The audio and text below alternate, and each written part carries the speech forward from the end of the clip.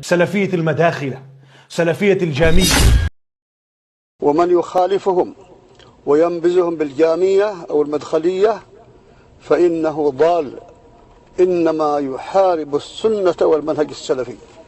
أتنقمون على هؤلاء السلفيين وتنبذونهم بهذا اللقب لأجل أنهم تمسكوا بكتاب الله وسنة رسول الله صلى الله عليه وسلم؟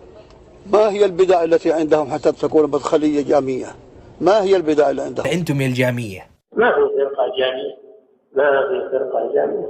الشيخ محمد أمان الجامي رحمه الله نعرفه من أهل السنة والجماعة ويدعو إلى الله عز وجل، ما جاء ببدعة ولا جاء بشيء جديد، ولكن حملهم بغضهم لهذا الرجل أنهم وضعوا اسمه وقالوا فرقة جامية، مثل ما قالوا الوهابية.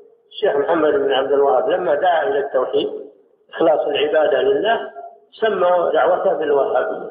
هذه عادة أهل الشر، وما قلنا لكم ينسبون عن أهل الخير بالألقاب، وهي ألقاب ولله الحمد ما فيها سوء، ولا قالوا بدعا من القول.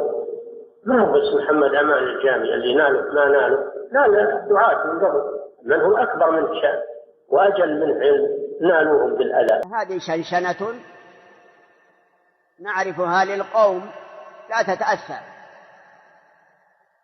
اصبر على الألقاب وعلى الطعن وعلى السب، اثبت على الجادة لا ينفرنك الذين لا ينصحون، اثبت على الجادة.